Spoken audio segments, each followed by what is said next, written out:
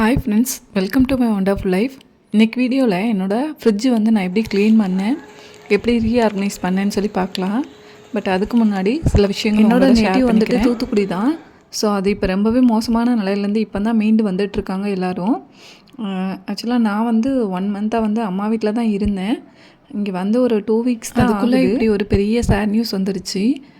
So அம்மா அப்பா வீட்லேயும் ஃபுல்லாக தண்ணி வந்துருச்சு. எங்கள் ஏரியா ஃப்ரெண்ட்ஸ் அனுப்பின வீடியோஸ் தான் அது.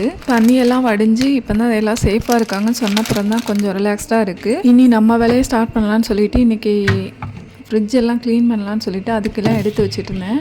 ஃப்ரிட்ஜ் வந்து 1 மந்த்தாக யூஸ் பண்ணவே இல்லை. ரொம்பவே அழுக்காக ஒரு மாதிரி ஸ்மெல் வந்துட்டு இருந்தது. ஸோ திங்ஸ் எதுவும் வாங்குறதுக்கு முன்னாடி க்ளீன் பண்ணிடலாம்னு சொல்லிட்டு அதுக்கெல்லாம் எடுத்து வச்சிட்ருந்தேன். என்னோடய ஃப்ரிட்ஜை வந்துட்டு நான் எப்படி டீப் க்ளீன் பண்ணேன்னு சொல்லி பார்க்கலாம். ஸோ இதில் ஏதாவது உங்களுக்கு ஒன்று யூஸ்ஃபுல்லாக கண்டிப்பாக இருக்கும்னு நினைக்கிறேன். வீடியோவை ஸ்கிப் பண்ணாமல் தொடர்ந்து பாருங்கள் ஃப்ரெண்ட்ஸ். இந்த மாதிரி ஃப்ரீசர் பாக்ஸ் எல்லாம் வந்துட்டு ரொம்பவே ஃப்ரீஸ் ஆகிருந்தது. ஃப்ரிட்ஜுக்கு உள்ளே மட்டும் இல்லாமல் வெளியிலையும் வந்துட்டு நான் க்ளீன் பண்ணேன். ஃபஸ்ட்டு வந்து ஃப்ரிட்ஜை வந்து ஆஃப் பண்ணிடணும். ஃப்ரிட்ஜுக்கு மேலே வந்து எப்பயுமே ஒரு பெரிய டவல் ஒன்று விரிச்சிருப்பேன். அது மேலே தான் ஸ்டெபிளைசர் வந்து வச்சுருப்பேன். ஃப்ரிட்ஜுக்கு சைடில் வந்துட்டு இந்த மாதிரி நீட்டாக ஒரு கேலண்டர் பேப்பர் ஒன்று விரிச்சிருப்பேன். நியூஸ் பேப்பரோட இது கொஞ்சம் லைஃப் நல்லாயிருக்கும். ஸோ அதனால் அதை விரிச்சிருக்கேன். அது இருந்தால் யூஸ் பண்ணிக்கலாம். இந்த மாதிரி பேக்கெல்லாம் வந்து அடுக்கி வச்சுருப்பேன். நம்ம வெளியில் கடைக்கு போகும்போது பேக்கெல்லாம் தேடிட்டு இருக்க வேணாம், டக்குன்னு எடுத்துகிட்டு போகிறதுக்கு இது ரொம்ப ஈஸியாக இருக்கும். இதோடு மட்டும் இல்லாமல் ஃப்ரிட்ஜுக்குள்ளே வைக்கிற கொஞ்சம் பாலித்தீன் கவர்ஸ், நல்ல கவர்ஸ் கிடைக்கும்போது அதையும் எடுத்து வச்சுப்பேன். ஃப்ரிட்ஜுக்கு உள்ளே இருக்கிற ரேக்ஸ் எல்லாம் எடுத்துகிட்டு நம்ம பாத்திரங்களை ஒரு டிஷ்வாஷ் சோப்புனால் வந்துட்டு வாஷ் பண்ணி வச்சுட்டேன். அது நல்லா தண்ணி உணர்ந்ததுக்கப்புறமேட்டு நம்ம ஃபிக்ஸ் பண்ணிக்கலாம். ஃபஸ்ட்டு வந்துட்டு ஒரு ட்ரையாக இருக்கிற பனி கிளாத் துணியை வச்சுட்டு நல்லா தொடச்சி எடுத்துட்டேன்.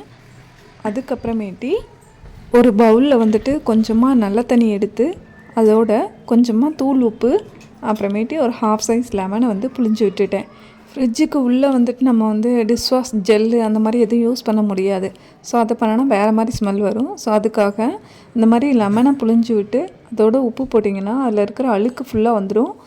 ஸ்மெல்லும் ரொம்ப நல்லா இருக்குங்க. ட்ரை பண்ணி பாருங்கள். ஃப்ரிட்ஜுமே வந்துட்டு ரொம்ப நல்லா க்ளீன் ஆகிடுங்க. இது அப்படியே நம்ம உணர விட்டுறலாம் கொஞ்சம் நேரத்துக்கு. இந்த பெட்டியில் இருக்கிற பாக்ஸஸ்லாம் என்னன்னு சொல்கிறேன் உங்களுக்கு. நான் வந்து ஃப்ரிட்ஜுக்கு வந்து ஸ்டோரேஜ் பாக்ஸுன்னு எதுவுமே வாங்கலைங்க. இந்த மாதிரி நம்ம ஏதாவது ஐஸ்கிரீம் அல்லது ஏதாவது ஸ்நாக்ஸ் அந்த மாதிரி வாங்கி சாப்பிடும்போது அதுக்கு கிடைக்கிற பாக்ஸை வந்துட்டு இந்த மாதிரி கழுவி நல்லா உணர வச்சு எடுத்து வச்சுப்பேன் ஒரு பாக்ஸில் போட்டுட்டு. ஸோ தேவைப்படுறப்ப வந்துட்டு இந்த மாதிரி போட்டு ஃப்ரிட்ஜில் ஸ்டோர் பண்ணிப்போங்க. ஃப்ரிட்ஜில் ஸ்டோர் பண்ணுறதுக்காகவே இந்த பாக்ஸஸ்லாம் எடுத்து வச்சுப்பேன். இந்த மாதிரி புதினா, கருவேப்பிலெல்லாம் க்ளீன் பண்ணும்போது கீழே ஒரு நியூஸ் பேப்பர் வச்சுக்கிட்டிங்கன்னா ரொம்பவே கன்வீனியண்ட்டாக இருக்கும். ஸோ இதையும் வந்துட்டு நான் பாக்ஸில் தான் ஸ்டோர் பண்ணிப்பேன். மேலே வந்து டிஷ்யூ பேப்பர் போட்டுக்குவேங்க. ஸோ அப்போ வந்து ரொம்ப நாளைக்கு நம்மளுக்கு நல்லாயிருக்கும். டிஷ்யூ பேப்பர் நான் எந்த மாதிரி எடுத்திருக்கேன்னு பாருங்கள். தனியெல்லாம் டிஷ்யூ பேப்பர் வாங்குறது இல்லைங்க. இப்போல்லாம் கேரி பேக்குக்கு பதிலாக அந்த மாதிரி துணிப்பை கொடுக்குறாங்களா, அதில் நல்ல பேக்ஸ் கிடைக்கும்போது அதை எடுத்து வச்சுப்பேன். அதை இந்த மாதிரி டிஷ்யூ பேப்பர் சைஸில் வந்துட்டு கட் பண்ணி வச்சுப்பேங்க.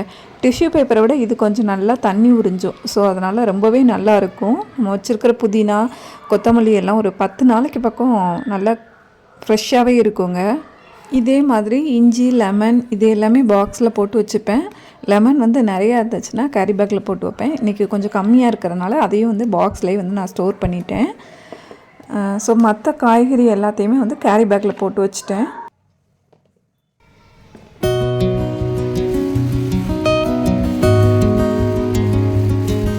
ஸோ இது வந்துட்டு என்ன பயிருன்னு தெரியலங்க, தட்டைப்பயிருன்னு நினைக்கிறேன். மாமா வந்து தெரியாமலே வாங்கிட்டு வந்துட்டாங்க. இதை உரித்து குழம்பு வைக்கலாமா அப்படின்னு சொல்லி என்கிட்ட சொன்னாங்க. பட் அம்மா வந்து இதை வந்து உப்பு போட்டு வேக வச்சு தந்துருக்காங்க. நான் சாப்பிட்ருக்கேன். ஸோ அது மாதிரி வேக வச்சு சாப்பிட்லான்னு சொல்லிவிட்டு அதுக்கு எடுத்து வச்சிட்டேன். இந்த தடவை வந்துட்டு வாழைக்காவும் வாங்கிட்டு வந்திருந்தாங்க. ஸோ இதை பார்த்தோன்னே பஜ்ஜி சாப்பிட்ணுன்னு ஆசை வந்துருச்சு. நாளைக்கு ட்ரை பண்ணலான்னு இருக்கிறேன். ஸோ இதெல்லாம் எடுத்து வைக்கிற கேப்பில் வந்துட்டு இந்த ரேக்ஸில் வந்து தண்ணியெல்லாம் நல்லா வடிஞ்சிருச்சு. ஸோ இதை வந்து அரேஞ்ச் பண்ணி வச்சிடலாம்.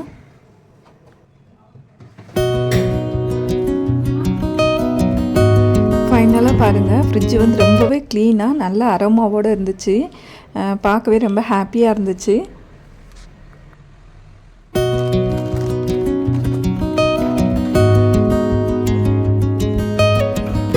ஸோ எப்பயுமே தேங்காவையும் நான் வந்து ஃப்ரிட்ஜ்லேயே ஸ்டோர் பண்ணி வச்சுருவேன். இது வந்து கிட்டத்தட்ட 1 மந்த் வரைக்கும் ரொம்பவே நல்லாயிருக்கும். எல்லாம் முடிச்சுட்டு நம்ம ஃப்ரிட்ஜை ஆன் பண்ணி விட்டுறலாம். இந்த மாதிரி வீட்டு வேலைகளை கண்டினியூஸாக பார்த்துட்டு இருக்கும்போது இடையில நம்ம ஹெல்த்துக்காகவும் நம்ம ஏதாவது எடுத்துக்கணும். இன்றைக்கி வந்துட்டு நான் மாதுளம்பழ ஜூஸ் எடுத்துக்கிட்டேன். ரொம்ப பியூர் அண்ட் ஃப்ரெஷ்ஷான ஜூஸு, சுகர்லாம் ஆட் பண்ணாமல் பியூர் ஜூஸ் மட்டும் எக்ஸ்ட்ராக்ட் பண்ணி குடித்தேன்.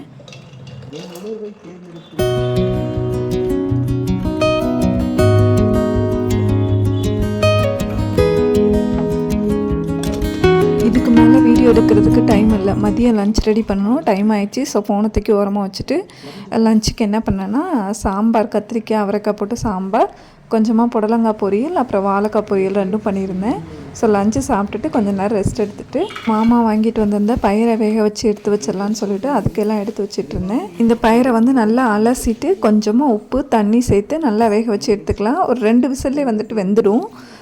ஸோ இந்த பயிர் இப்படி சாப்பிட்றதுக்கு வந்து ரொம்ப டேஸ்ட்டாக இருக்கும். குழம்பு வச்சா எப்படி இருக்கும்னு தெரியலை, கிட்டத்தட்ட பட்டாணி மாதிரியே இருக்கும். நான் வந்துட்டு காஃபி டீ எல்லாம் குடிக்கிறத இப்போ கொஞ்சம் விட்டுட்டேன். டீ வந்து எப்போயாவது தேவைப்பட்டால் குடிப்பேன்.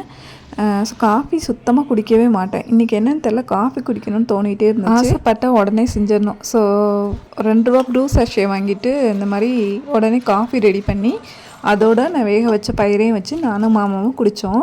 நல்ல சில் கிளைமேட்டுக்கும் ஸ்ட்ராங்கான இந்த காஃபி அண்ட் இந்த பயிரும் சாப்பிட்றதுக்கு அவ்வளோ டேஸ்ட்டாக இருந்தது. ஸோ ஃப்ரெண்ட்ஸ், நான் போடுற வீடியோஸ்லாம் பிடிச்சிருந்ததுன்னா, யூஸ்ஃபுல்லாக இருந்ததுன்னா வீடியோஸ் வந்து தொடர்ந்து பாருங்கள் ஃப்ரெண்ட்ஸ். லைக் அண்ட் ஷேர் பண்ணுங்கள். மை ஒண்டர்ஃபுல் லைஃப் அப்படிங்கிற என் சேனலை மறக்காமல் சப்ஸ்கிரைப் பண்ணிக்கோங்க ஃப்ரெண்ட்ஸ். நன்றி. வாழ்க வளமுடன்.